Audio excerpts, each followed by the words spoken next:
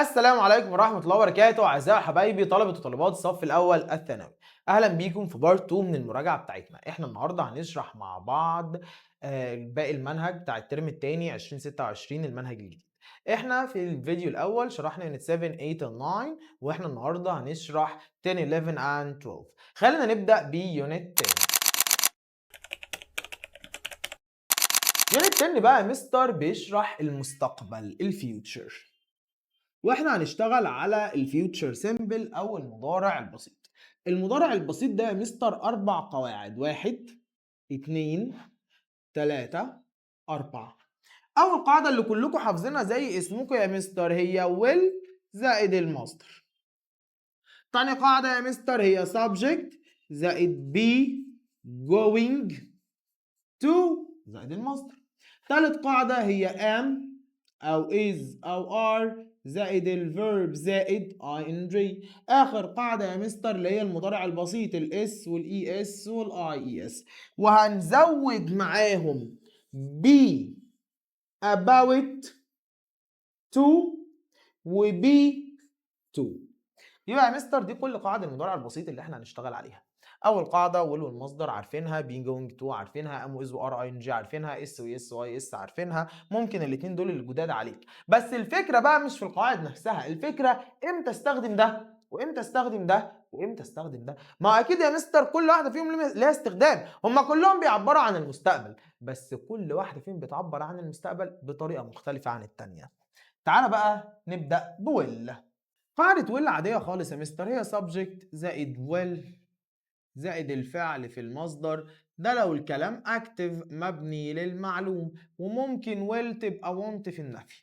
طب لو passive مبني للمجهول قال لك هتبدأ بالobject زائد will أو want طبعا زائد be زائد البي بي، والكلام ده الباسيف بتاعك المبني للمجهول. يبقى احنا عندنا الاكتف will والمصدر، الباسيف will be زائد البي بي. طب مستر ويل يعني سوف، كلنا عارفينها مفيش حد بيتلخبط فيها.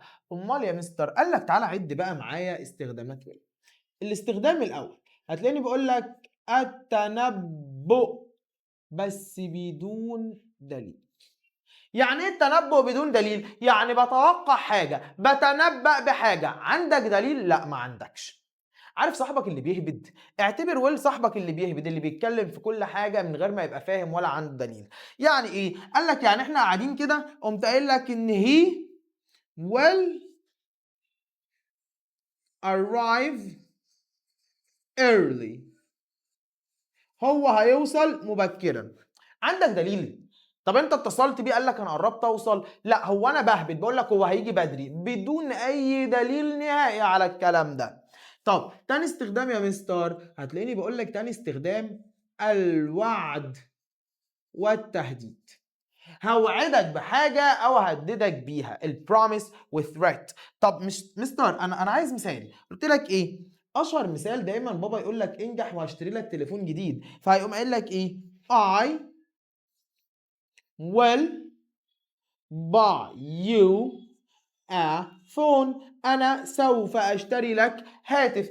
في دليل ان بابا هينفذ كلامه؟ لا. هل بابا مجهز الفلوس وراح يشتري التليفون؟ برضه لا. طب هو انا اصلا لسه نجحت عشان يجي لي التليفون؟ برضه لا. ففي الغالب هو مجرد كلام ما بيحصلش. طيب يا مستر الاستخدام الثالث لويل في رقم 3 يا مستر هتلاقيني بقول لك العرض والطلب. لو هعرض عليك حاجه او هطلب منك حاجه ممكن استخدم will او would. يعني مثلا انا عطشان قمت قايل لك will you get me some water، انا عطشان ممكن تجيب لي بعضا من المياه. خلي بالك في العرض لو هي الضمير I او we بنستخدم shall. يعني الحته دي في العرض والطلب، او لو هطلب هعرض لو الضمير I او we هستخدم shall. يعني مثلا اقول لك shall we go to the cinema، انا كده بعرض ان احنا كلنا نذهب الى السينما وهكذا. طيب مستر رقم 4. رقم 4 لها علاقة بالترم الأول، بتلاقيني بقول لك الحالة الأولى من F. حالة اف في الأولى اللي هي اف مضارع بسيط زائد will زائد المصدر، اللي هي يا مستر مثال على هذا الكلام هقول لك أشهر مثال if you train hard، لو تمرنت بجد you will win، لو اتمرنت بجد انت سوف تفوز. طب يا مستر خلاص احنا عرفنا الاربع حالات اللي في الاول. خلي بالك بقى من اللي هقوله دلوقتي، عشان اللي هقوله دلوقتي دي اجزاء تراكميه. اول فكره معانا في الاجزاء التراكميه هتلاقيني بقول لك القدره في المستقبل. يعني ايه القدره في المستقبل؟ قال لك يعني بيقول ان هو هيبقى قادر يعمل الحاجه دي بس هو دلوقتي مش قادر. وقاعده القدره في المستقبل كانت عباره عن subject زائد will be able to زائد الانفينيتيف. طب لو انا عايز اعبر عن عدم القدره في المستقبل هتبقى won't be able to. يعني مثلا اجي اقول لك I will be able to win، انا هبقى قادر على الفوز، انا بعبر عن القدره في المستقبل. طب يا مستر رقم 6 ودي برضو كانت معانا الترم الاول، هتلاقيني بقول لك الضروره في المستقبل. يعني ايه يا مستر الضروره في المستقبل؟ فاكرين الترم الاول لما كنا بناخد الالزام والضروره بتاع هاف وهاز تو؟ انا هنا عايز اعبر عن الضروره في المستقبل. ايوه يا مستر كانت عباره عن subject زائد will زائد have أو need to زائد الانفينيتيف. فمثلا هقول لك I will have to come early، أنا هبقى مضطر إن أنا أجي بدري. يبقى للتعبير عن الإلزام والضرورة في المستقبل. طيب رقم 7 هتلاقيني بقول لك الحقائق المستقبلية. خلي بالك بقى قبل ما نكمل، أول 6 استخدامات دول في الغالب ما بيحصلوش كلام وخلاص، إنما من أول رقم 7 بيبدأ الكلام يتغير. حقائق مستقبلية دي حقيقة زي إيه؟ قال لك زي العمر أو السن، إن I will be 28 next August، أنا هتم 28 أغسطس القادم. مستر دي حقيقة لا تتغير. طب ما أنت ممكن تموت يا مستر، حتى لو مت هترجع تقول كان هيبقى عنده 28 سنة، فدي حقيقة ثابتة لا تتغير. طيب رقم 8، في رقم 8 يا مستر هتلاقيني بقول لك القرار السريع، ما بفكرش بنفذ. مستر يعني ما بفكرش بنفذ؟ يعني التليفون بيرن هرد، الباب بيخبط هفتح، جعان هاكل، عطشان هشرب. هل القرارات دي محتاجه تفكير او بقى اقعد احدد واقرر وافكر؟ لا، هو قرار سريع، يا هعمل الحاجه يا اما مش هعملها. فمثال على القرار السريع، الجو حر فقمت قايل لك I will turn on the AC. الجو حر، قرار سريع، هشغل التكييف، ما فكرتش نفذت على طول. مستر اول 8 استخدامات لويل هم واضحين وصريحين ما فيهمش اي مشاكل. تعال بقى للاستخدام التاسع، وهي الكلمات اللي بنستخدمها مع ويل. في وسط الكلمات اللي بنستخدمها مع ويل هم كتير، بس انا عايز اركز على بعض الكلمات اللي فيها تركايه. مستر الكلمات اللي بتيجي مع ويل دي زي think، زي expect، زي predict، زي promise، زي hope، زي threaten، إلى كلام كتير قوي. أنا هركز منهم على أفعال زي promise، زي expect. ليه يا مستر هتركز على الأفعال اللي زي دي؟ قال لك بص بقى يا سيدي وصحصح لي شوية. الأفعال ديت في العادي بتاخد subject زائد will زائد الانفينيتيف، بس لو انا شلت السبجكت قال لك يقوموا واخدين تو زائد الانفينيتيف، وده الكلام العادي اللي ما فيهوش اي مشاكل. الملحوظه بقى اللي هنقولها دلوقتي بتتكرر معانا في الجرامر بتاع الدايركت والاندايركت الريبورتد سبيتش. قال لك لو بروميس اتحولت من بروميس لبروميسد، اكسبكت من اكسبكت العاديه وبقت expected. قال لك في الحالة دي تقوم جايب بعديهم subject زائد بدل حط would زائد الانفينيتيف. لا أنا عايز مثال يا مستر، أنا مش فاهم. أنا بدل المثال هديك 3.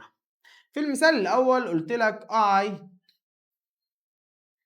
promise I not you.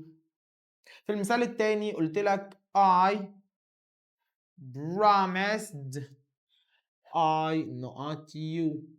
في المثال التالت قلت لك I promised أحمد not him.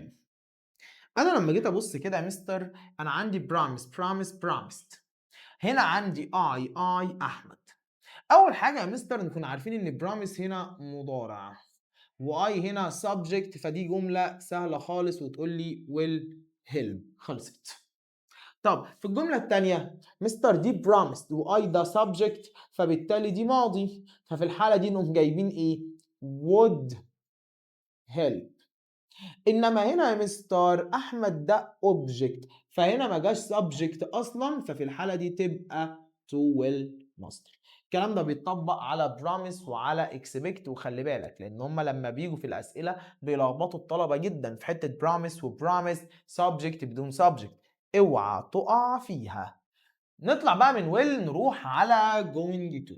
وخلي بالك ان احنا هنعمل مقارنه صغيره ما بين will وما بين going to في الاخر. subject زائد be دي اللي هي am او is او are زائد going to زائد الانفينيتيف. الكلام ده لو مبني للمعلوم، انما لو مجهول يا مستر قال لك هيبقى object زائد be زائد going to be زائد البي بي. طب يا مستر عشان محدش يتلخبط، انا بدل ما هكتب be دي هكتب لك ان هم am او is او are. am is are am is او are. طيب مستر يعني ايه going to؟ تعالى بقى ركز معايا في الحته الصنطوط خالص اللي هقولها دي، ملهاش دعوه بالدرس بس بتلخبط طلبه كتير. مستر going to ليها معنيين. يعني ايه يا مستر؟ قال لك واحده بتبقى سوف، واحده بتبقى ذاهب الى. طب بحددها بناء على ايه؟ قال لك على اللي بعدها. لو اللي بعدها فعل في المصدر تبقى هي بمعنى سوف، والفعل ده هو الاساس اللي هيترجم. طب لو بعدها مكان تبقى بمعنى ذاهب الى المكان ده، وساعتها تبقى هي الفعل الايه الاساسي. تاني يعني لو قلت لك I am going to Alex، كده going to دي بمعنى ذاهب الى وهي الفعل الاساسي. طب لو قلت لك I am going to visit Alex، ساعتها going to تبقى بمعنى سوف، وفيزيت هي الفاعل الايه الاساسي. تمام زي الفل. امسح بقى اللي احنا كنا بنقوله ده، دي معلومه على السريع كده عشان تقدر تحدد الفرق ما بينهم. ويلا نرجع لموضوعنا. بص بقى معايا، اول استخدام لجوينج تو هتلاقيني بقول لك هو التنبؤ، بس المره دي بدليل. هتنبأ او هتوقع بس لازم يبقى عندك ايه يا معلم؟ دليل. يبقى اول استخدام لجوينج تو هو التنبؤ بوجود، وركز الله يبارك لك لازم دليل. الفكره بقى هنا ايه اللي اقدر اعتبره دليل وايه اللي ما ينفعش اعتبره دليل. قال لك ركز بقى معايا كده في ملحوظه قبل اصلا ما نكمل. هتلاقيني بقول لك لاحظ ان الصفات الشخصيه والجسديه لا تعتبر دليل إلا عند المقارنة والتفضيل. يبقى الصفات الشخصية والجسدية لا تعتبر دليل إلا عند المقارنة والتفضيل. يعني إيه؟ فلان سريع مش دليل إنه هيكسب، ما ممكن في حد أسرع. طب لما أقول لك فلان أسرع واحد في السباق، ده أعتبره دليل؟ لا أنا عايزها بمثال، ما بفهمش كده يا مستر. بص كده، لو أنا جيت قلت لك he is fast، هو سريع، هتقوم قايل لي he will win، هو هيكسب. طب لو انا قلت لك ده he is the fastest، هو الاسرع، ساعتها تقوم قايل لي he is going to win. اللي اتغير ان انا هنا تفضيل انما هنا صفه عاديه. يبقى امتى اعتبر الصفات دليل؟ لو بقت في مقارنه او تفضيل. وخلي بالك يا مستر من الافعال المؤقته، لما اقول لك ان الفريق يهاجم بقوه ده دليل انه هيجيب جون؟ دليل انه هيكسب؟ لما اديك ان الحاجه بتحصل دلوقتي اعرف ان انا اعتبرها دليل عادي جدا. حلو. طيب تاني استخدام بقى يا مستر لجوينج تو، هتلاقيني بقول لك رقم 2 في جوينج تو خطة، نية، قرار. بس قرار مدروس. يعني ايه قرار مدروس؟ يعني فكرت فيه شوية. قرار مدروس يعني خدت وقت في التفكير. طيب مستر مثال، لقيتني بقول لك I have planned، انا خططت خلاص. ده I am going to visit Alex. انا خططت انا هروح اسكندريه، انا سوف ازور الاسكندريه. مستر الجمله اللي قدامك دي هي مجرد خطه، هل بدا ينفذها؟ لا. وركز قوي ان خطه او نيه او قرار ما تنفذش، لان لما ادخل في التنفيذ الكلام يختلف. خطه نيه قرار جوه دماغي لسه ما طلعتش للعلن، لسه ما دخلتش مرحله التنفيذ. يبقى خطه نيه قرار بدون تنفيذ. كمان مره، خطه نيه قرار بدون تنفيذ. حلو. مستر تالت استخدام واخر استخدام مع جوينج تو، هتلاقيني بقول لك احداث على وشك الوقوع. بحذرك من حاجه قربت او اوشكت ان هي تحصل. اشهر مثال على الكلام ده اقول لك ايه؟ لوك اوت، احترس، انتبه. ده the car، السياره is going to hit يو. احترس، انتبه، العربية هتدوسك. مستر ده تحذير من شيء على وشك الوقوع. وخلي بالك بقى، تعال نقارن ما بين ويل وما بين جوينج تو. قال لك مستر خلي بالك ان ده تحذير من شيء على وشك الوقوع، بس لو كان التحذير بشكل عام نستخدم ويل. لو التحذير بشكل عام نستخدم ايه؟ ويل. طب بما اننا بقى بقينا بنقارن ما بين ويل وما بين جوينج تو، خلي بالك ان يا مستر كلمة think، خليها في الحتة دي كده عشان نبقى ملاحظينها. كلمة think في العادي بتيجي مع ويل، بس لو جبنا معاها دليل نستخدم ايه بقى؟ going to. يبقى كلمة think من الكلمات اللي بتيجي مع ويل، بس لو لقيت دليل لا تبقى going to. يبقى احنا كده يا مستر خدنا ويل وخدنا going to. تعال نخش على am و is و are ing. نخش بقى بعد كده على subject am او is او are زائد الفيرب ing اللي هو المضارع المستمر العادي. خلي بالك من اول ملحوظه هنقولها مع المضارع المستمر ان هو مع التحضير والترتيب. نقارنه بقى بجوينج تو. جوينج تو كانت مجرد خطه او نيه او قرار، ما نفذتوش، ما حضرتلوش، ما رتبتلوش، ما جهزتلوش، هو تفكير. انما بقى ام واز وار ان جي بنفذه. يعني ايه؟ يعني بص كده، انا فوق كنت بقول لك انا ناوي اسافر، مخطط اسافر، مثلا قررت اسافر. هنا بقول لك بقى the I have bought the tickets، انا اشتريت التذاكر. قال لك لا، اشتريت تذاكر؟ لا، يبقى انت كده مش بتخطط.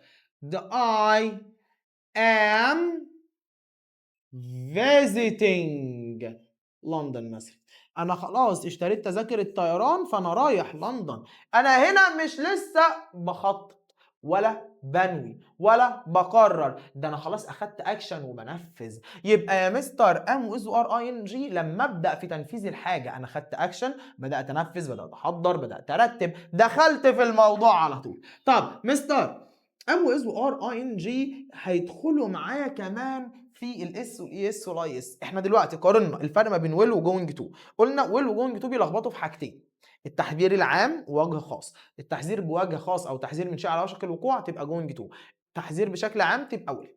وقلنا كمان يا مستر ان احنا التنبؤ بدون دليل يبقى will، والتنبؤ بدليل يبقى going to. بعدها دخلنا قلنا الفرق ما بين am و is و are ing وما بين going to. قلنا ان going to مجرد خطه او نيه او كلام جوه دماغك ما تنفذتش، انما am و is و are ing هي تحضير وترتيب، حاجه ليها تحضير او ترتيب. وخلي بالك ان مع التحضير والترتيب اللي هو باخد خطوات عشان انفذ الفعل، اوقات كتير بتلاقي كلمات تدل على التحضير والترتيب زي arrange، زي prepare، زي مثلا ممكن يقول لك everything is ready، كل حاجه جاهزه او مستعده، وهكذا. خلي بالك ان في بعض الاشياء معروف بديهيا ان هي محتاجه تحضيرات وترتيبات، زي ايه؟ انا فرح الاسبوع الجاي، هو حد بيصحى من النوم يقول لك انا هتجوز الاسبوع الجاي؟ لا طبعا يا مستر، ده لازم تحضيرات وايه؟ ترتيبات. السفر خارج الدوله، السفر خارج البلد بتاعتك لازم له تحضير وترتيبات، لازم له باسبور وتاشيره وتذكره طيران ومواويل كتير. حلو. تعالى بقى يا مستر نخش على الجزئيه الاخيره في الفيوتشر، وهي الاس والاي اس والاي اي اس، اللي هو المضارع البسيط.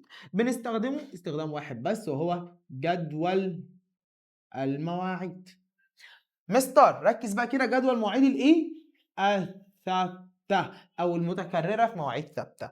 زي ايه؟ زي دلوقتي احنا عارفين ان في حظر دلوقتي بسبب الحرب ومش عارف ايه والترشيد الكهرباء، فقال لك المحلات هتقفل الساعه 9، فقمت قايل لك the shop not at 9.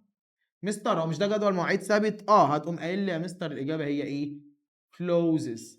طب لو انا خليتها the shops، المحلات، لا يا مستر ساعتها تبقى الاجابه ايه؟ close، فعل في المصدر at 9. طب ليه يا مستر انت هنا كانت اس وهنا كانت مصدر؟ قال لك اصل ده محل مفرد، انما دي محلات جمع، والمفرد بياخد اس واس واي اس، انما الجمع بياخد الفعل في المصدر. خلي بالك ان المثال بقى ممكن يجي على الافلام، المسلسلات، السينما، جدول المواعيد بتاع القطر، بتاع الطياره، وهكذا. خلي بالك بقى من حاجه مهمه قوي، في عندنا مواعيد اسمها appointment. كلمة appointment دي معناها جدول بحجز مسبق. يعني انا اخدت ميعاد بالحجز المسبق. قال لك طالما حجز مسبق زي ايه؟ زي انا حجزت في المطعم اللي عايز اروح اتغدى فيه، زي مثلا انا حجزت عند الدكتور، او انا حاجز مواعيد عشاء مع مديري في الشغل، او الحاجات دي مواعيد بحجز مسبق، تبقى ام واز وار اي ان جي، لان انا حجزت فحضرت فرتبت لها. على عكس الطياره، هو انا بحضر للطياره عشان تمشي الساعه 5؟ طب هل الطياره مستنياني؟ لا يا مستر، دي طياره بتمشي بمواعيد ثابته. انما هنا ده جدول بحجز مسبق، اللي هو انا اتصلت بالمطعم قلت لهم والله انا جايب اسرتي وجاي اتغدى يوم الخميس الساعه 4 مثلا، فساعتها انا حجزت، يبقى ده ايه؟ تحضير وترتيب. تمام زي الفل. قبل ما ندخل على فكره الروابط مع الفيوتشر، احنا هنتكلم على فكره صغنطوطه خالص. مستر احنا في عندنا كلمه اسمها be about to. be about to بمعنى اوشك ان، الحاجه اوشكت ان هي تحصل، فده بنسميه مستقبل قريب. يعني مثلا هقول لك ايه؟ he is about to win، هو اوشك على الفوز، السباق شغال وهو اول واحد في السباق وهو خلاص قرب من خط النهايه، فبقول he is about to win، اوشك على الفوز. هقول لك مثلا they are about to arrive، اوشكوا على الوصول. اتصلت بيقول احنا قدامنا دقيقتين، فانا كده بقول هم اوشكوا على الوصول. دي حاجه هتحصل في المستقبل القريب، اللي هو 5 دقائق، 10 دقائق، نص ساعه، ساعه، ده اسمه be about to، مستقبل قريب. طب مستر انت كنت قايل لي في حاجه اسمها be to، قال لك be to دي بنستخدمها مع الكلام الرسمي. يعني ايه يا مستر مع الكلام الرسمي؟ يعني مثلا هقول لك مثلا the manager is to watch us work، المدير سوف يراقبنا في العمل. هنا يا مستر is to ده كلام رسمي، المدير او الوزير او الرئيس بنتكلم ب be to اللي هو am او is او are to زائد الانفينيتيف، بمعنى ان الحاجه دي هتحصل بس بصيغه رسميه شويه، الكلام فيها ايه؟ رسمي. تعالى بقى يا مستر نخش على اخر فكره معانا هنا، والفكره دي كانت متكرره معانا قبل كده لما جينا نشرح العلاقه ما بين المضارع والمستقبل. هنا بيفكرك بيها تاني، قال لك بص انت ممكن تجيب رابط زمني. رابط زمني بقى after before as as soon as when till until كل الكلام ده يجي قبليهم مستقبل بسيط اللي هو حاجة من اتنين، يا إما will يا إما going to. سيبك من بقى القواعد عشان ما تتلخبطش، خليك في will و going to. يجي بعديه حاجة من اتنين، يا إما مضارع بسيط يا إما مضارع تام. يعني ايه يا مستر؟ قال لك بص المثال ده كده، قلت لك ايه؟ I will help علي، انا سوف اساعد علي after بعد ما I قمت عامل لك كده. ممكن اقول لك after I finish بعد ما اخلص، ممكن اقول لك after I have finished، والاتنين يحملوا نفس المعنى، مفيش فرق ما بينهم. يعني قلت لك I will help علي بعد ما اخلص او بعد ما اخلص مستر مضارع بسيط او مضارع تام، مفيش فرق ما بينهم. بس خلي بالك ان مع till و until يفضل او في الغالب بنلاقي want في النفي. خلي بالك بقى من ملحوظة مهمة جدا جدا جدا، وهي الجملة الأمرية مع الكلام ده. يعني ايه؟ يعني مثلا قلت لك after الرابط بتاعه اهو you study بعد ما تذاكر، هنا ما حطيتش will، قمت حاطط مثلا after you study sleep. قال لك دي كده بيبقى اسمها جملة أمرية. كده مثلا بابا بيكلمك أو ماما بتكلمك بتقول لك بعد ما تخلص المذاكرة after you study بعد ما تذاكر sleep نام، ده فعل أمر. طب مستر ركز بقى مع التركية اللي جاية دي كده، لقيتني بقول لك after you study بعد ما تذاكر، بص كده قلت لك ايه؟ don't play بعد ما تذاكر ما تلعبش. قال لك يا مستر ما دي هي اياها بس ده امر منهي. يعني ايه امر منهي؟ قال لك يعني النهي. عندنا اسلوب الامر هنجيب مصدر، اسلوب النهي هنجيب don't زائد المصدر. بكده احنا خلصنا المستقبل بشكل كامل مفيهوش اي مشاكل. خلي بالك المستقبل لو جالك في سؤال ري رايت برضه سهل وبسيط ويتحل بنفس الطريقه بدون اي مشاكل نهائي. نخش بقى بعد كده على الريبورتد سبيتش، الكلام المنقول. لازم تكون عارف ان الكلام المنقول 3 انواع. انا يا اما هنقل جمله يا اما هنقل سؤال يا اما هنقل امر. فاحنا عندنا في الكلام المنقول عندنا حاجه اسمها جمله خبريه، عندنا جمله استفهاميه، وعندنا جمله امريه. يبقى احنا يا مستر في الكلام المنقول عندنا 3 اقسام، جمله خبريه، جمله استفهاميه، وجمله امريه. طيب تعالى نبدا يا مستر الاول بالجمله الخبريه ونفهمها كويس. قال لك بص يا سيدي، لازم الاول قبل ما تبدا تكون فاهم يعني ايه كلام منقول. قال لك يعني حد قال حاجه وانا عشان فتان رايح انقلها. يبقى الكلام المنقول باخد الكلام من الشخص وانقله واحكيه لشخص تاني. قال لك طريقه نقل الكلام بتتقسم لشقين، حاجه اسمها دايركت اللي هي مباشر، واندايركت او اندايركت اللي هي الغير مباشر. يبقى عندنا الكلام نوعين، دايركت او دايركت، اندايركت او اندايركت. كلام منقول مباشر يا اما هنقله بطريقه غير مباشره. الطريقه المباشره دي بتاعت الناس المحترمه ولاد الناس اللي هنقل الكلام زي ما اتقال بالظبط، لا هجود ولا هزود ولا هنقص. الطريقه الثانيه الكلام الغير مباشر اللي هحط فيه التاتش، ودي بتاعتنا اللي هنشتغل فيها. بص يا سيدي، لازم تكون عارف الاول ان احنا زي ما قلنا الكلام هيتقسم لشقين، الدايركت. قال لك الدايركت ده هو بيبقى subject زائد فعل قول، وهنشرح افعال القول دلوقتي حالا. بس بعد فعل القول قال لك بتقوم لاقي علامات تنصيص زي كده، وهنا الكلام المنقول ايا كان ايه هو، وعلامات التنصيص تاني. فانا عايزك تركز لي ان دايما الكلام المباشر بيكون فيه علامات تنصيص. طيب مستر، الاندايركت او الاندايركت قال لك هو عباره عن subject زائد فعل القول، وخلي بالك ذات تحطها او تشيلها ما تفرقش كتير. بعد كده الكلام المنقول. هنا مفيش علامات تنصيص، هنا في علامات تنصيص. الفكرة بقى في ايه؟ قال لك الفكرة في فعل القول ده وفي الكلام اللي بيتنقل ده. لازم اعرف هنقل الكلام ازاي وفعل القول بيكون ازاي. تعالى بقى كده نبدأ بإيه؟ قال لك يا مستر إحنا عايزين نقسم الأول كده إيه الفرق ما بين الدايركت والإندايركت. قال لك أول حاجة هنتكلم عليها هي فعل القول.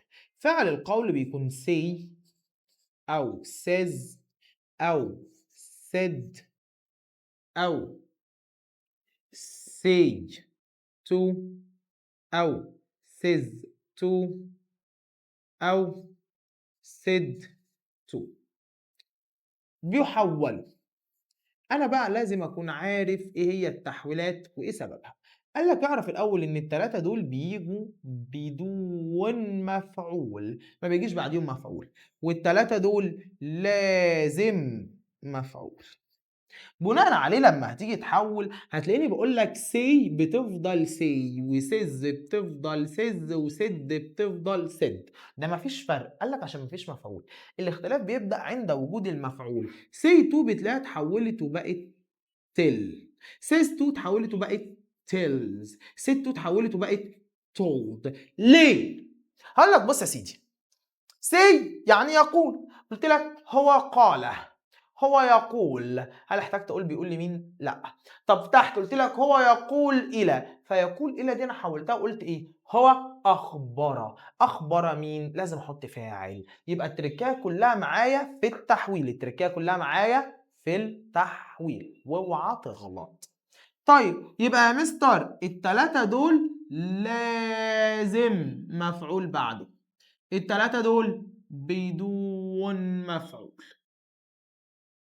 طب مستر هي دي بس الحاجة الوحيدة اللي بتتحول؟ قال لك لا. ركز بقى معايا كده وانا هسيب لك جدول تحويلات. التحويلات اللي عندنا بتكون على اجزاء من الجملة. اول تحويل بيكون تحويل الضمائر. يعني عندك الاي بتبقى هي او شي، عندك اليو بتتحول على المفعول، ممكن تبقى هي وممكن تبقى شي وممكن تبقى they لو جمع، ممكن تبقى I عادي. التحويلات بتاعة الضمائر قدامك مهمة جدا، خلي بالك ان انا مش بحول ضمائر الفاعل بس، انا ضمائر المفعول هتتحول وصفات الملكية وضمائر الملكية، وجدول التحويلات قدامك. بعد كده هتلاقينا بنتكلم على تحويل الزمن نفسه. يعني ايه تحويل الزمن نفسه؟ قال لك بص، انا دلوقتي لو جيت اتكلمت معاك وقلت لك انا بذاكر دلوقتي، وانت رحت تحكي الكلام، هل انا لسه بذاكر؟ لا، انا كنت بذاكر، فالزمن اتنقل من مضارع لماضي. ده نفس اللي احنا بنعمله. قال لك احنا بنغير الزمن من مضارع لماضي، بنرجع الزمن خطوه لورا. يعني لو هو مضارع بسيط اخليه ماضي بسيط، طب لو هو مضارع مستمر اخليه ماضي مستمر، طب لو هو مثلا مضارع تام اخليه ماضي تام، طب لو هو ماضي بسيط اخليه ماضي تام، طب لو هو ماضي مستمر اخليه ماضي تام مستمر. وهسيب لك الجدول بتاع تحويلات الازمنه. هتلاقي عندك في الجدول مثلا كاتب لك ان ام واز وار هيبقوا وز وير، الاس واليس والاي بيبقوا دي واي دي واي اي دي. هتلاقيني كاتب لك ان ويل تبقى would، كان تبقى could، shall should may might، وهكذا. طيب مستر، تالت حاجة هنستخدمها معانا في التحويلات هي الكلمات الدالة. اللي هي ايه يا مستر؟ قال لك كلمات الدالة هسيب لك الجدول بتاعها قدامك دلوقتي، زي كلمة now بحاولها اخليها then، زي كلمة today هتبقى that day، زي كلمة yesterday هتبقى the day before أو the previous day، زي كلمة tomorrow هتبقى the following أو the next day. يبقى يا مستر ركز قوي قوي قوي في التحويلات، لازم تتحفظ كويس جدا. طيب تعالى بقى نرجع وندي مثال ونشوف احنا هنطبق المثال ده ازاي. جيت تبص لقيتني بعمل لك جمله مباشره، قلت لك هي، بلاش هي، خلينا نكتب اسماء بلاش ضمائر عشان نعرف نحول كل حاجه. احمد said to آية، قمت فاتح علامات التنصيص. تفتكر دي يا مستر جمله مباشره. خلي بالك عشان سؤال الري رايت هتحتاج في الحته دي كويس جدا. احمد said to آية I will help you tomorrow. الجمله اللي قدامك دي فيها كل التحويلات وفيها الدرس كله. اول حاجه يا مستر السبجكت بتاعي احمد هينزل زي ما هو احمد. ستو انت لسه قايل لي يا مستر هي في الجدول هتحول لانها تبقى told. هو قال لمين؟ قال للآية. شلت علامات التنصيص، حطيت ذات او ما حطيتهاش ما يفرقش معايا. نسينا الايه بتاعت آية، ما يفرقش معايا. طب مستر هي الاي دي تعود على مين؟ لقيتها بتعود على احمد، واحمد ده مذكر فتبقى ذات هي. طب لو كان مؤنث ماشي. طب مستر ويل ارجعها فهلاقيها بقت ايه؟ وود. مستر ويل وود بيجي بعديهم ايه؟ قال لك يجي بعديهم هيلب زي ما هي. جيت عند يو، يو تعود على المفعول، يو بتعود على المفعول، فالمفعول هنا كان آية مؤنث، فبالتالي يبقى that he would help. بس لما جيت احط المؤنث لقيته اتحط here، اصل يو دي كانت object، فايه المفعول من شي؟ here. جيت بقى عند tomorrow لقيتني بقول لك tomorrow بتتحول في الجدول اللي انا كنت سايبه لك من شويه بتبقى the following day او the next day، او the next day. مستر اشرح لي انت عملت ايه. قال لك تعالى بقى نكتب اللي اتعمل بالتفصيل. اول حاجه حولنا فعل القول من فعل القول كان said to، حولناه الى told. ادي اول حاجه في التحويل. طب يا مستر تاني حاجه انت عملتها كانت ايه؟ قال لك كانت ان احنا حذفنا علامات التنصيص اللي هي الكوتيشن مارك، واستخدمنا ذات، واتفقنا ان ذات اضافيه يمكن الاستغناء عنها. طب يا مستر عملت ايه بعديها؟ حولنا الضمير من I الى هي،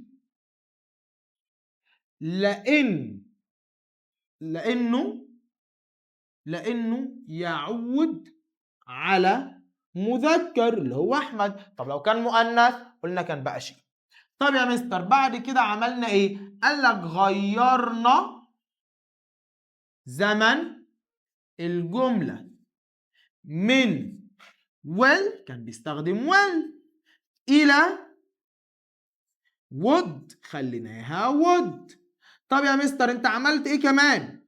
قال لك غيرنا ضمير المفعول من يو، هو كان يو، خليناه الى here لانه يعود على مؤنث، انما لو كان يعود على مذكر كان بقى هم، وهكذا.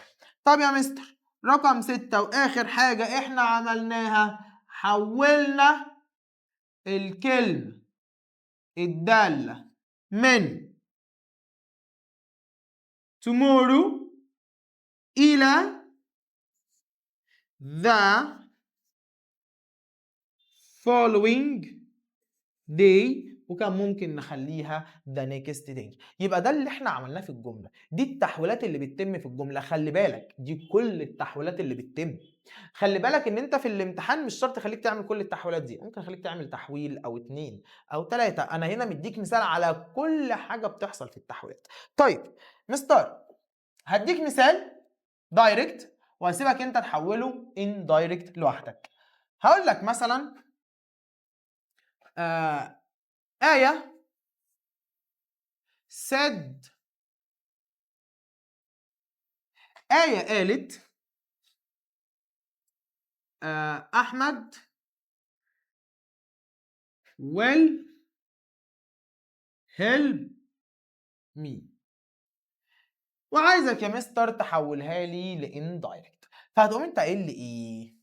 هديك ثانيتين ثلاثة تفكر، او وقف الفيديو كده وحل مع نفسك وارجع لي تاني. قمت انت قايل لي يا مستر انا هكتب آية زي ما هي. سد طالما مفيش مفعول فبتفضل سد زي ما هي. شلت علامات التنصيص، اول حاجة عملتها اهو شلت علامات التنصيص وقمت مستخدم ذات. مستر الاسماء لا تتغير طالما احمد يفضل احمد، بس جيت عند واللي رجعتها. انت لسه قايل لي يا مستر واللي لما بترجع بلاقيها اتغيرت وبقت ايه؟ وود. بعدين قمت مكمل هيلب. جيت عند مي، مش ده ضمير؟ طب الضمير مي ده مفعول، فهنا يا مستر هو احمد كان هيساعد مين؟ عايده على آية صح؟ هتقول لي يبقى في الحالة دي ايه؟ تبقى هير. ليه يا مستر خليتها هير؟ قال لك ما هي عايده على مين؟ على مؤنث. فاهمين احنا بنقول ايه؟ طب انا مستر انا عايز مثال كمان. لقيتني بقول لك ايه؟ The teacher said to us. المدرس قال لنا. You have a test next week. طبعا علامات التنصيص اوعى ننساها. لما جيت تحول لقيتك بتقول لي يا مستر انا بدأت ب the teacher زي ما هي. said to قال لك لا said to بقى احنا اتفقنا بتتحول لتبقى told.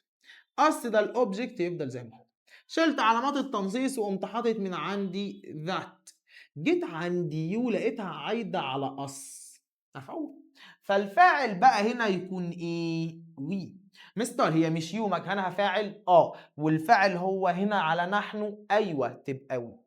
هاف لما جيت ارجعها للماضي لقيتها هاد، وقمت مكمل تيست.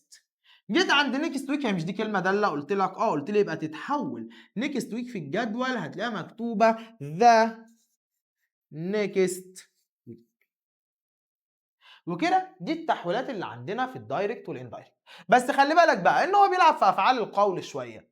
ممكن يخليها بروميسد، ممكن يخليها مثلا illustrated، كلام كتير كده. هبقى احط لك الجدول بتاع الافعال اللي ممكن يستخدمها كافعال قول في الجمله الخبريه. طيب مستر هو كده خلص؟ قال لك لا. بص بقى قبل ما نكمل احنا هنقول ملحوظه مهمه جدا جدا جدا. انت عمال تقول لي نغير الزمن نغير الزمن نغير الزمن، وعمال تديني في تحويلات للضمائر وتحويلات و حاجات كتير قوي. اقول لك بس خلي بالك، خلي بالي من ايه بقى يا ريس؟ قال لك بص يا سيدي، ولو اقول ده بيتطبق كمان على الجمله الاستفهاميه. هتلاقيني بقول لك لا نحول الزمن. ما ينفعش اغير الزمن، يظل الزمن كما هو. امتى؟ واحد، لو فعل القول مضارع. لو فعل قول مضارع ما تغيرش الزمن. يعني ايه؟ قال لك يعني انا لو لقيتها دلوقتي احمد says بالاس، يبقى احمد says that he will. انا غيرت الضمير اللي كان خليته هي عايد على احمد بس سبت ويل. لا انا ما فهمتش كده. قال لك خلاص امسح بقى كده، تعالى نكتبها بمثال. انا هكتب لك سؤال وانت تحوله. هقول لك ايه؟ احمد said احنا عايزينه مضارع معلش. احمد says I will help آية. مستر انا عايزها بمفعول كمان. حاضر، هقول لك مثلا اعتبر ان هنا says to علي. لما جيت احول قال لك انا هبدا بالسبجكت اللي هو مين؟ احمد. عادي جدا. say to يا مستر بما ان احنا حطينا اوبجكت علي فتحولت وبقت tells. tells مين بيقول لمين؟ لقيته بيقول لي لعلي. قمت شايل علامات التنصيص وقمت حاطط ذات. جيت عند will عشان اغيرها لقيته بيقول لي ستوب ولا ما تتغيرش، will هتفضل السبجكت الاول. لقيت الاي غيرتها خليتها على احمد اللي هو هي. بس جيت عند will لقيتني بقول لك ستوب هتفضل will help ايه. مستر هو ليه ويل فضلت ويل؟ قال لك علشان انا لقيت مين؟ لقيت تيلز مضارع، فلو فعل القول مضارع ما ينفعش اغير الزمن. يبقى يا مستر لو فعل القول مضارع وانا هحول من مباشر لغير مباشر الزمن يظل كما هو، الزمن يظل كما هو. طب مستر تاني حاله تخليني ما اغيرش الزمن، هتلاقيني بقول لك تاني حاجه ما تخلكش تغير الزمن لو الكلام لم يمر عليه مده طويلة. بالبلدي الكلام لسه متقال ملحقش يقدم، باستخدام كلمات زي a short time ago منذ مدة قصيرة، أو كلمة زي just now توا أو حالا، a moment ago منذ لحظة، وهكذا. اديني مثال. أقول لك مثلا إن he said just now قال توا أو حالا I am coming أنا جاي. لما تيجي تحول قال لك هي هتفضل هي، said هتفضل said، بس لما أنا لقيت كلمة just now قمت شايل علامات التنصيص عادي وقمت حاطط that وقمت مغير am تعود على هي فبقت هي، am بقى ما رجعهاش was لقيتها بقت is. ليه يا مستر بقت is؟ قال لك يا مستر هي مش ام جايه مع هي في نفس الزمن اللي هو مضارع ففضلت از، وكامينج تفضل كامينج زي ما هي. طيب مستر تالت حاجه تخليني ما اغيرش الزمن، قال لك ركز لان تالت حاجه هي اللي بتتكرر كتير. قال لك لو الكلام كتبت لي كده، لو الكلام حقيقه ثابته، يعني الكلام حقيقة ثابتة لا يتغير. زي ايه؟ هقول لك المثال مثلا the teacher المعلم said to us المعلم قال لنا the sun is hot الشمس سخنة. جملة عبيطة خالص بس عشان توصل لك الفكرة. لما تيجي تحول هتلاقيني بقول لك the teacher، جيت عند ست وحولتها وخليتها ايه؟ told us، شلت علامات التنصيص وقمت حاطط that وقمت مكمل الجمله زي ما هي the sun is hot. ما غيرتش الزمن. خلي بالك انا هنا ما بغيرش الزمن بس بغير كل حاجه تانية، يعني فعل قول غيره، ضمير غيره، بس زمن وكلمات داله ما تتغيرش. طب امتى كمان يا مستر ما ينفعش يتغير؟ ايه كمان يا مستر اللي ما ينفعش اغير فيه الزمن؟ قال لك بص بقى، رقم 4 مع الحالة الصفرية من اف. الحالة الصفرية من اف يا مستر هي مش الحالة الصفرية كده كده حقائق؟ طب ما دي يا مستر هيها من غير ما تدي مثال مش مشكلة. رقم 5 هتلاقيني بقول لك لو الكلام ماضي تام. لو الموضوع ماضي تام، هو الماضي التام فيه اقدم منه؟ يعني لو الجمله فيها هاد وتصريف ثالث هرجعها واديها فين؟ ما بترجعش. يبقى لو الكلام ماضي تام يظل كما هو. الماضي التام ده بيفكرني بحاجه كمان اللي هي الحاله الثالثه من اف. مش حاله اف الثالثه يا مستر اف ماضي تام؟ طب ما الماضي التام اصلا جايب اخره ففي اقدم منه؟ مفيش. في حاله اف الثالثه تظل كما هي. رقم 6 بقى ودي اللي بتلخبط، قال لك لو الكلمة الدالة لم تتغير. والجزئية دي بتيجي في أسئلة اللي تشوز كتير. يعني إيه؟ يعني هديك المثال كالآتي: علي said that he not help tomorrow.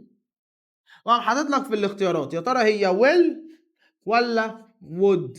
انت هتقوم قال يا مستر ده انا عندي سد ودي مش حقيقه و فهتروح تختار would. اقول لك لا الاجابه will. ليه؟ قال لك اصل تمورو فضلت ثابته زي ما هي. الكلام ده ليه سبب. بص يا سيدي، تمورو دي لو فضلت تمورو زي ما هي معنى كده ان لسه بكره ما جاش، يعني احنا بنتكلم في نفس الزمن لسه بكره ما جاش، وطالما لسه بكره ما جاش تفضل واللي زي ما هي. الكلام ما لحقش يقدم، الكلام ما لحقش يقدم. يعني احنا بنتكلم وبقول لك انتوا عندكم امتحان بكره وانتوا رحتوا تحكوا لاصحابكم ولسه بكره ما جاش، انتوا لسه ما امتحنتوش، فهتفضلوا تقولوا المستر قال لنا ان احنا عندنا لسه هو عندنا امتحان بكره. طب لو انتوا كنتوا امتحنتوا هترجعوا تقولوا بقى ايه؟ المستر قال لنا ان احنا كان عندنا امتحان اليوم التالي لكلامه، معنى كده ان انت امتحنت واليوم اللي انا كان قصدي عليه عدى. فلو لقيت الكلمه الداله زي ما هي ما غيرش الزمن. بكده احنا خلصنا الجملة الخبرية بالكامل. تعالى بقى نخش على الجملة الاستفهامية. قبل ما نشرح الجملة الاستفهامية انت لازم تسأل نفسك سؤال مهم جدا، ألا وهو مستر أنا عندي سؤال، إيه هو يا حبيبي؟ هو إيه أنواع السؤال؟ هو السؤال أنواع؟ السؤال نوعين. في عندنا سؤال اسمه WH question وعندنا سؤال اسمه yes no question. ال WH question ده السؤال بأداة استفهام. ال yes no question ده السؤال بمعنى هل، اللي هو بقى بيبدأ بكان وإز وداز والكلام العبيط ده. طيب احنا دلوقتي هنبدأ الأول بإيه؟ قال لك تعالى نبدأ بال WH question، السؤال بأداة استفهام. قبل ما نبدأ لازم تكون عارف حاجة مهمة. مستر أعرف منين إن اللي قدامي جملة أو سؤال؟ قال لك بص، لو أنت لقيت فاعل زائد فعل مساعد فأنت كده بتعمل جملة وهتلاقي نقطة. إنما لو لقيت فعل مساعد زائد السبجكت الفاعل فأنت كده هتلاقي سؤال. أيا كان هنا في إيه وهنا في إيه ما يهمنيش. يعني أنا هنا ممكن ألاقي أداة استفهام قال لك بس ساعتها بيبقى اسمها اسم موصول او رابط.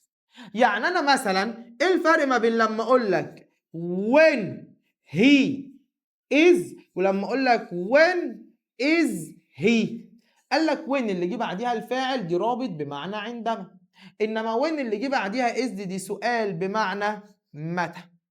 يعني هنا هتلاقي نقطة انما هنا هتلاقي علامة استفهام. تاني، لو انا لقيت الفاعل قبل الفعل تبقى جملة، لقيت الفعل قبل الفاعل يبقى سؤال. وركز لان هنحتاج المعلومة دي دلوقتي حالا. السؤال بقى هنا يا مستر، هو انا لو سألتك سؤال دلوقتي انا محتاج منك اجابة، ده مباشر. طب لو انت رحت تحكي لحد على السؤال اللي انا سألته لك، لا انا بحكي مش محتاج اجابة. عشان كده احنا في السؤال، لا في الجملة الاستفهامية، ليه تسمي الجملة استفهامية؟ عشان هي في الأصل سؤال، بس أنا لما جيت أحكيها حكيتها على شكل جملة.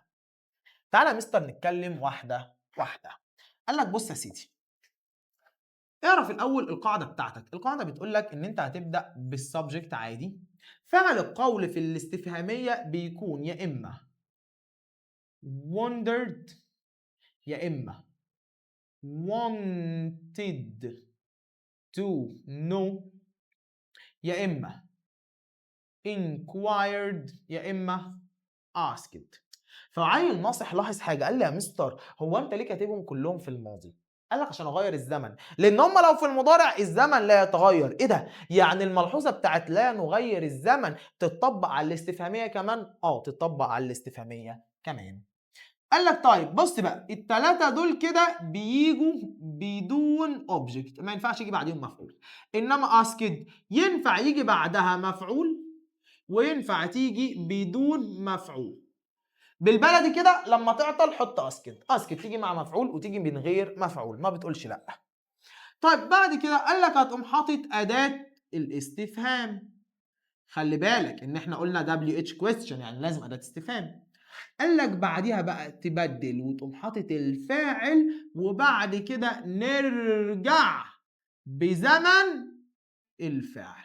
لا واحدة واحدة بقى عليا يا مستر. بص يا سيدي، سؤال صريح كده ومباشر. هقول لك ايه؟ The teacher المعلم said قال to us. المعلم قال لنا. Why is he late؟ المعلم سألنا، نفرض ان في حد متأخر فالمعلم سألنا هو متأخر ليه؟ لما تيجي تنقل قال لك هتقوم بادئ بالسبجكت زي ما هو اللي هو the teacher، ما اختلفناش، جملة القول ثابتة. ستو قال لك مش هنا في مفعول؟ يبقى ما ينفعش غير asked. طب لو ما كانش في مفعول قال لك كانوا الأربعة صح. asked هتقوم بعديها مستر أداة الاستفهام زي ما هي. هقوم مبدل، بدل ما هي is he هتبقى he، بس إذا رجعها لقيتها بقت was، بعد كده لقيت. بس هي دي الفكرة. لا ما فهمتش، عايز مثال كمان، مثال كمان، سؤال كمان يا مستر. هتلاقيني بقول لك ايه؟ علي said، علي قال what are they playing. علي قال ماذا يلعبوا. لما جيت احولها قال لك انا بدات بالسبجكت زي ما هو علي، انا عندي سيد مفيش مفعول يبقى الاربعه صح، فانا قمت مثلا مجرب wondered. طب لو انا كنت خليتها asked او wanted to know او اي حاجه عادي. طيب اداه الاستفهام what تنزل what زي ما هي، انا بقى هقوم مبدل زي قبل الفاعل، ار ترجع وتبقى وير، يبقى what they were وبعديها اقوم مكمل playing. بيتهيألي كده الموضوع بقى اوضح واسهل والذ بكتير. نخش على اللي على الدور. نخش بقى بعد كده يا مستر على اليس ونو كويستشن. اليس ونو كويستشن ده سؤال بمعنى هل، يعني مفيش اداه استفهام. قال لك بص القاعده بسيطه خالص، هو subject زائد فعل القول. خلي بالك فعل القول بتاع السؤال اللي هم الاربعه اللي فوق asked wondered inquired wanted to know، قلنا الفرق ما بينهم. قال لك بما ان بقى ما فيش اداه استفهام فانت بتعوض عندك باف او whether، وركز في حروف whether دي غير whether دي. whether دي اللي هي الطقس ماليش دعوه بيها، whether اللي عندي اللي هي زيها زي اف بمعنى اذا او لو. طب وايه اللي هيحصل بعد كده؟ قال لك عادي هتقوم جايب السبجكت ونرجع بزمن الفعل. لا مثال الكلام ده ما ياكلش معايا يا مستر من غير امثله. قلت لك بص يا سيدي، هديك مثال واقول لك ايه. I said، انا قلت كان احمد win the race. انا قلت هل احمد يستطيع الفوز بالسباق؟ فانت قمت قايل لي اي هتنزل اي، ست تتحول لحاجه من الاربعه، انا قمت مجرب المره دي inquired عشان ما استخدمناهاش خالص عادي. مستر انا ما لقيتش اداه استفهام، قمت جايبها من عندي، قمت حاطط اف او وذر، اف او وذر بعديها احمد. احنا قلنا يا مستر ما بنلعبش في الاسامي، انا قمت بادئ باحمد، ولما جيت انزل كان رجعت كان هتبقى ايوه، لقيتك حولتها وخليتها ايه زي الشطور. اف احمد كود، قمت مكمل الجمله اف احمد كود win the race. بس انا سالت لو احمد يستطيع الفوز بالسباق، خلصت. مستر لا مثال تاني، مثال تاني. قلت لك he said، هو قال to مثلا هو قال الى حسام، قال لحسام are you hungry. هو قال لحسام هل انت جائع. قمت انا جيت اشتغل فلقيت هي نزلت هي زي ما هي من غير مشاكل. ستو لازم تتحول يا مستر وتبقى ايه؟ قال لك ستو ما بتبقاش حاجه غير asked. هو سأل مين؟ قال لك هي asked حسام. اليو دي بقى سبجكت عايد على حسام، وحسام مذكر، ففي الحاله دي اليو اتحولت بقت هي وار رجعتها، بس هنا هتبقى was hungry. مستر انا لو سبت الجمله كده تقول لي في حاجه ناقصه. مستر مفيش اداه استفهام، واحنا اتفقنا طالما مفيش اداه استفهام اجيب من عندي 10 رجاله if او whether. بالتالي كده الموضوع بالنسبه لك سهل وبسيط، بس في تريكايه عايزين نقولها قبل ما نكمل، الا وهي قال لك بص يا سيدي مركز عشان التريكايه دي مهمه جدا بتودي في داهيه. ايه يا مستر التريكايه المهمه جدا؟ قال لك خلي بالك من دو وداز.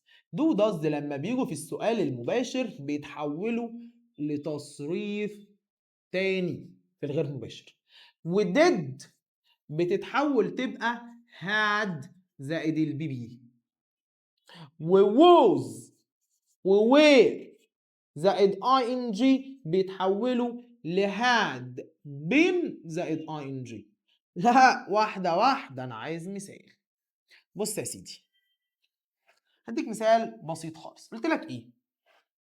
اللهم صل وسلم على سيدنا. خلينا نبدأ بمثال أسهل شوية من اللي أنا كنت عايز أقوله. هقول لك he said، هو قال what does علي want. هو سأل what does علي want، ماذا يريد علي. لما جيت احول، انا قمت بادئ به said، حولتها لاsked او لاي حاجه، او قمت شايل علامات التنصيص وقمت حاطط what، وجيت ابدل وقلت علي، جيت انزل does لقيت ما ينفعش. هو يا مستر does ينفع تيجي في الجمله؟ لا، فقمت شايلها، قمت مرجع want للماضي فلقيتها بقت wanted. مثال تاني، مثال تاني، مثال تاني، مثال تاني. اقول لك the manager، المدير، asked، سأل، why did I fail.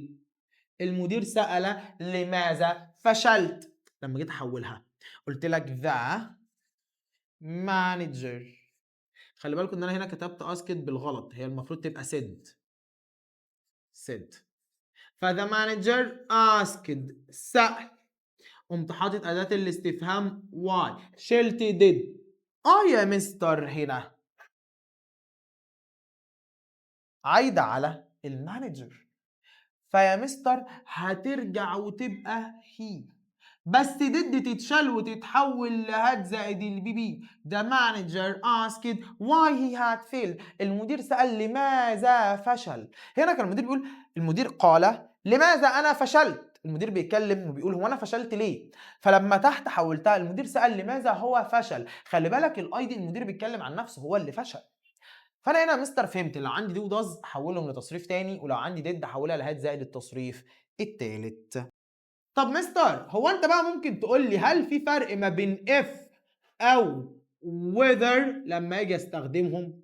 قال لك بص يا سيدي، if لا تستخدم مع or not. لو انا لقيت كلمه or not كده في السؤال بتاعي ما ينفعش احط if، استخدم whether. بس لو لقيتها بعيده خالص ساعتها if صح و whether صح. تمام، يلا نخش على اللي بعده. طيب تعالى بقى نخش على الجزئيه الاخيره معانا في الدايركت والاندايركت، وهي الجمله الامريه. وخليناها للاخر لانها اسالهم. بص بقى، الجمله الامريه هي حاجه من اتنين، يا اما هتقول لي to زائد الانفينيتيف، يا اما هتقول لي not to زائد الانفينيتيف. لو انت قلت لي to المصدر يبقى بيأمرني افعل، لو هي not to المصدر يبقى بيأمرني ما افعلش. مستر لا، انا حاسس ان انا اتكروت. بص يا سيدي، the teacher said، المدرس قال stay quiet. دي جملة أمرية، المدرس أمرنا إن إحنا نبقى هادئين. مستر قمت أنا محولها قايل لك the teacher. مستر في الأمر أنا أشهر واحدة عندي هي ordered، بس أنا ممكن أخليها asked، بس asked هنا بمعنى طلب. the teacher asked us، وقمت حاطط إيه بقى يا مستر؟ إحنا اتفقنا to stay quiet لأن الجملة أمر. طب لو هي نهي، بقول لك ما تعملش الحاجة، يعني مثلا my father، بابايا said to me، قال لي don't come late، لا تأتي متأخرا. لما جيت أحولها لقيتني بقول لك my father told. ايه ده يا مستر انت حطيت told؟ عادي، told وsaid واوردرد وكل الكلام ده. told me، وهنا هي منفيه فبقت not to والمصدر. بس كده، دي الجمله الامريه، ودي اسهلهم واتفههم وابسطهم، وما اظنش ان في حد عنده اي مشاكل. وده كان الدايركت والindirect. يلا بقى سنة أولى نكمل في آخر يونت معانا في المنهج وهو الديدكشن أو الاستنتاج.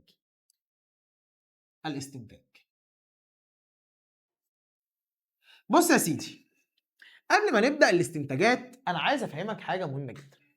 خلي بالك إن هو طالما استنتاج فهو ليس واقع وليس حقيقة وليس 100%.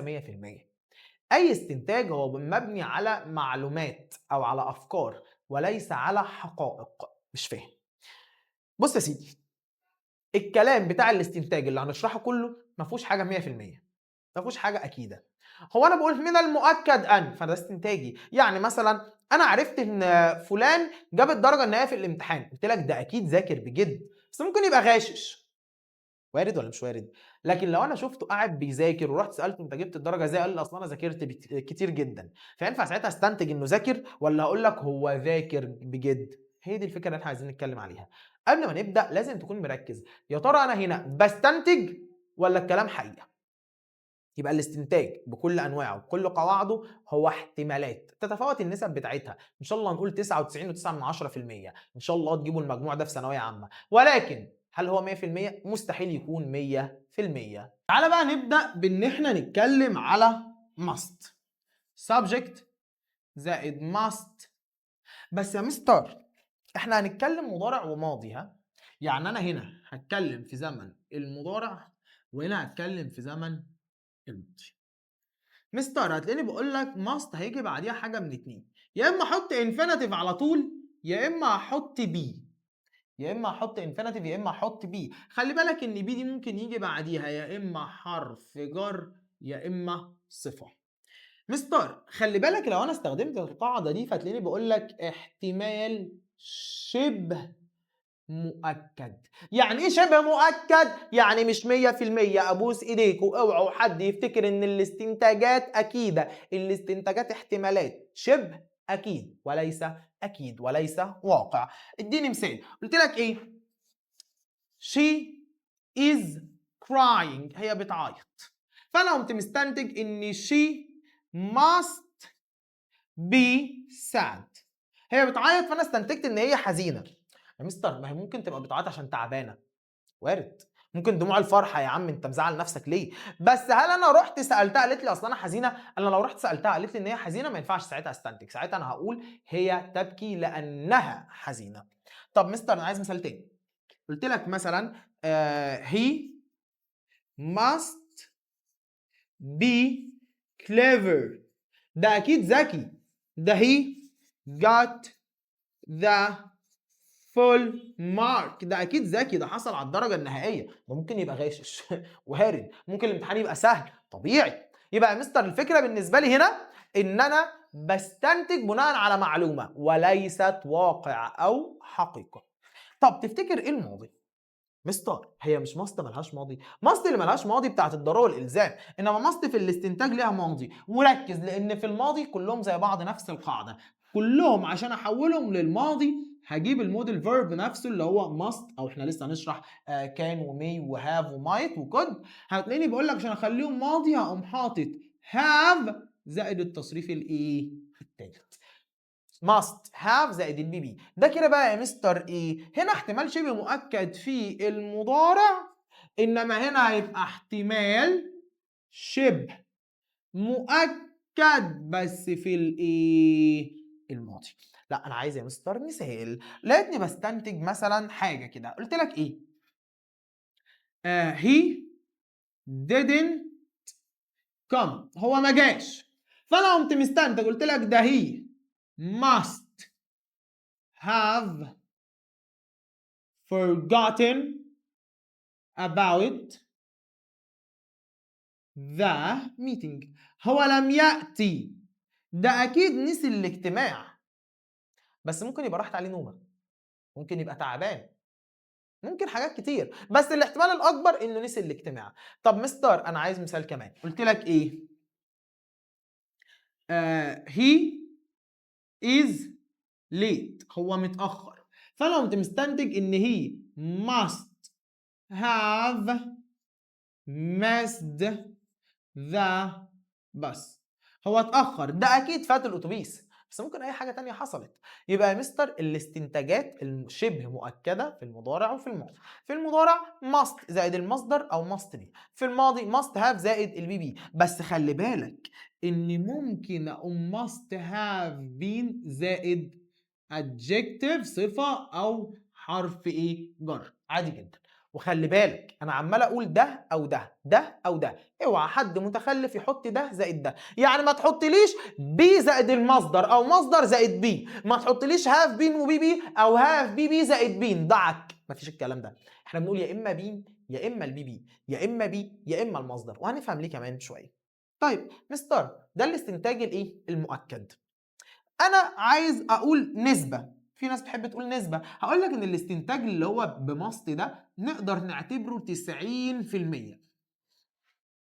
يا عم اعتبره 99%، بس اوعى تعتبره 100%. نخش بعد كده على الاحتمال الغير مؤكد، اللي هو بالبلدي كده انا بهبد اي هبده وخلاص، مش واثق في اللي انا بقوله. وزي ما اتفقنا مضارع وماضي. قال لك بص يا سيدي، هو subject زائد may might او could، واتفقنا بيجي بعديهم حاجه من اتنين، يا اما infinitive يا اما be. قال لك الكلام ده بقى ايه؟ قال لك ده حدث احتماله ضئيل في المضارع. وانا عن نفسي كمستر حسام بحب ازود ايه؟ مائل الى النفي. دي بزودها من عندي، بقول ان هو حدث احتماله ضئيل مائل للنفي، يعني في الغالب ما بيحصلش. مستر مثال على هذا الكلام، لقيتني بقول لك ايه؟ he may come، ربما ياتي. I am not sure، انا ما عنديش فكره. مثلا مثال كمان قلت لك ايه؟ she may be late، هي ربما تتاخر. I don't know، انا لا اعرف. فانا هنا وانا بتكلم اصلا ببرأ ذمتي، انا ما اعرفش يا عم، انا مش واثق في اللي انا بقوله، انا بقول اي كلام والسلام. فانا وانا بتكلم اصلا ما عنديش ثقه في اللي انا بقوله. طيب مستر في الماضي احنا اتفقنا بقى ان انا هزود هاف وبي بي، فهي هتبقى subject زائد may might او could زائد have زائد، اتفقنا حاجه من اتنين، يا اما تحط البي بي يا اما تحط بين، واتفقنا ان بين وبي بيجي بعديهم صفه حرف جر او لسه هنقول اللي بعد كده. طيب مستر هي دي بتعبر عن ايه؟ هتلاقيني بقول لك حدث احتماله ضئيل في الماضي، واحنا اتفقنا ان انا كمستر حسام بحب اقول ان هو مائل الى النفي، في الغالب مش هيحصل. اديني مثال.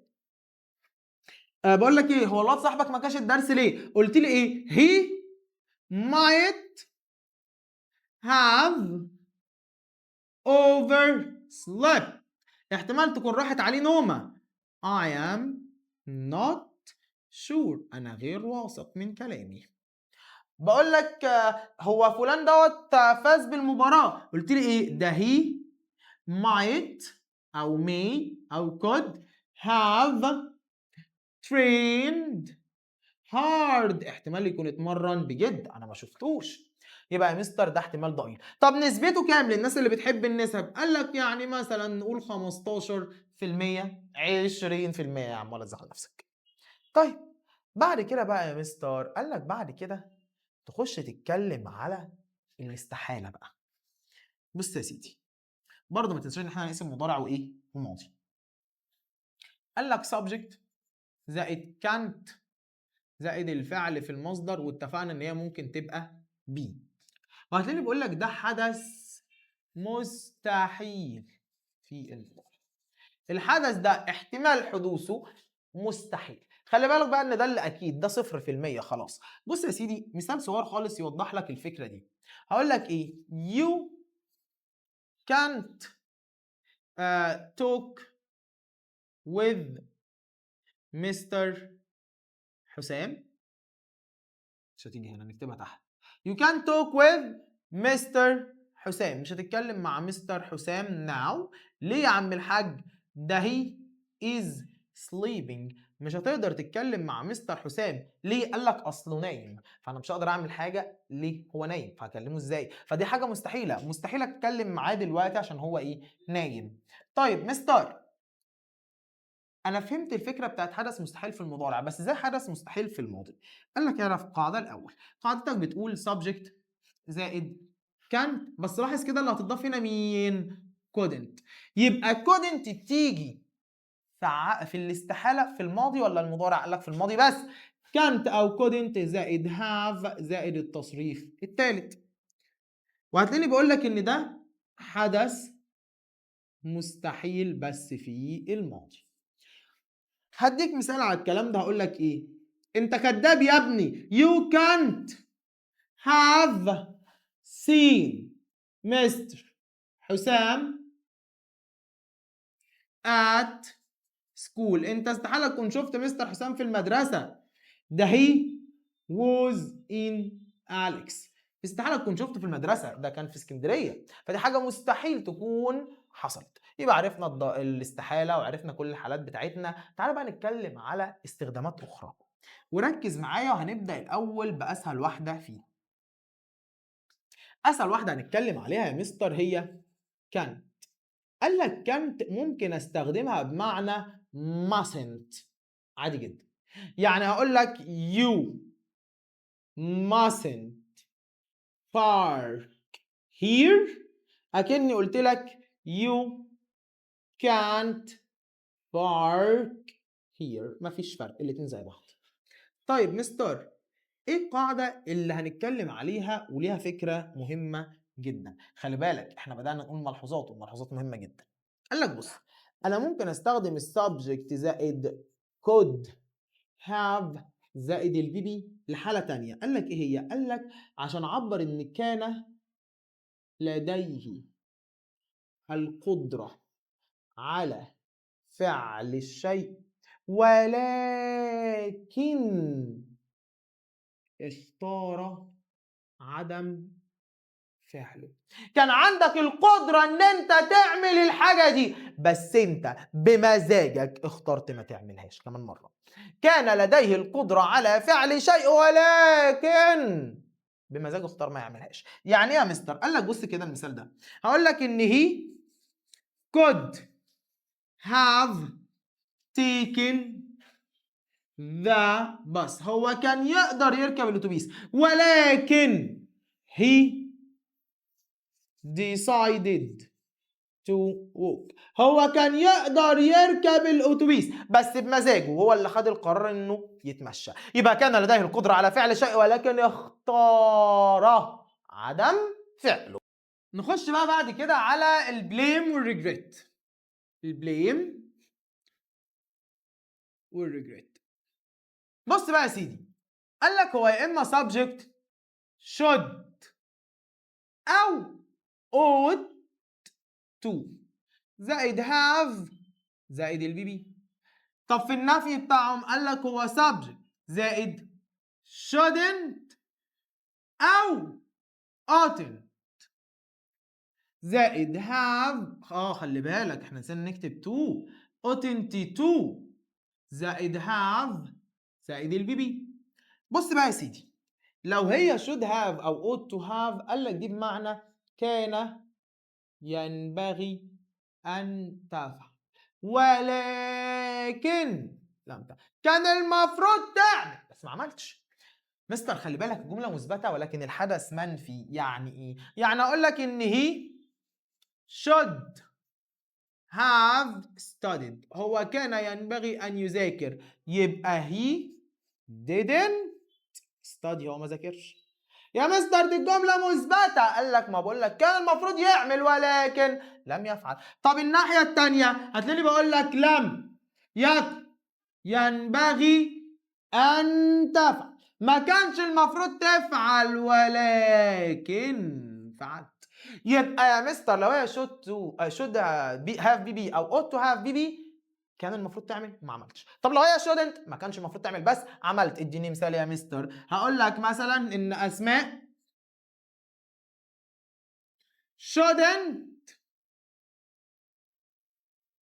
have wasted her money. ما كانش المفروض تضيع فلوسها. معنى كده ان هي ضيعت فلوسها. يبقى يا مستر should have BB كان المفروض يعمل بس ما عملش. shouldn't have BB ما كانش المفروض يعمل بس عمل. ودول البليم والريجريت. بس خلي بالك ملحوظة كده في السريع. مستر مع كلمة بليم اللوم بنجيب كل الضمائر، انما مع regret اللي هو الندم بيبقى ضميرين بس اللي هم الاي او الوي. تعالى بقى يا مستر نخش بعد كده على الاستنتاج، بس انا عايز اخليه مضارع مستمر. هو ينفع استنتج في المضارع المستمر؟ ازاي بقى؟ قال لك بص، انت هتبدا بالسبجكت بعد كل الكلام اللي شرحناه ده اللي هم كانوا must، ممكن تقول may، ممكن تقول might، ممكن تقول could، ممكن تقول can't، كل الكلام ده. قال لك هتقوم حاطط بي زائد الفيرب محطوط له اي ان جي. لا انا عايز مثال عشان ما اسرحش. قلت لك ايه؟ he must، انا بتصل بيه ما بيردش، قمت قايل لك he must be sleeping، ده نايم. انا برن عليه ما بيردش، قلت لك ده اكيد نايم، هو مستمر في النوم دلوقتي وانا بتصل. مستر امال لو انا عايز اخلي الاستنتاج بتاعي في الماضي المستمر، قال لك عادي هتبدا بسبجكت وهتجيب بعديه كل الكلام ده، بس هتبقى have been زائد الاي ان جي. لا مثال هلاقيني بقول لك ايه؟ انا مثلا بحاول اعمل حاجه ومش نافع، فقمت قايل لك ايه؟ بحاول مثلا اتواصل مع شخص، قمت قايل لك ده هي must have been ignoring me. انا بحاول اتواصل معاه بس هو ما بيردش، قلت لك ده اكيد كان بيتجاهلني، كان مستمر في الايه؟ في التجاهل. طيب مستر اخر حاجه بقى هنقولها ايه هي؟ قال لك الباسيف. ازاي نعمل باسيف في الاستنتاجات؟ قال لك بص، تعال نتكلم الاول في المضارع. قال لك بدل ما انت عمال تقول سبجكت سبجكت سبجكت، احنا هنقول اوبجكت، ويجي بعديه الكلام بقى ده كله يا مستر مي ومايت وكود وماست وكل الكلام ده، يجي بعديهم بي زائد التصريف الثالث. فكده انت عملت باسف في المضارع. طب مستر مثال، قلت لك ايه؟ مثلا انجلش اللغه الانجليزيه should be studied، بنصح ان هي تتذاكر، must be studied، could be studied، may be studied وهكذا. طيب مستر لو هو في الماضي قال لك تبقى object زائد الكلام ده كله اللي هو may و must و could وكل الحاجات دي زائد have been زائد التصريف الثالث. اديني يا مستر مثال على هذا الكلام. قلت لك مثلا فوق انا كنت بقول ان اسماء ضيعت فلوسها، هقوم قايل لك ايه بقى؟ the money shouldn't have been wasted. الفلوس ما كانش المفروض تضيع. ما قلتش مين اللي ضيعها. وبكده نكون خلصنا مراجعة المنهج بتاعنا. أتمنى تكونوا استفدتوا، واستنوني في فيديو الشرح عشان نطبق على كل اللي اتشرح معانا النهاردة. سلام.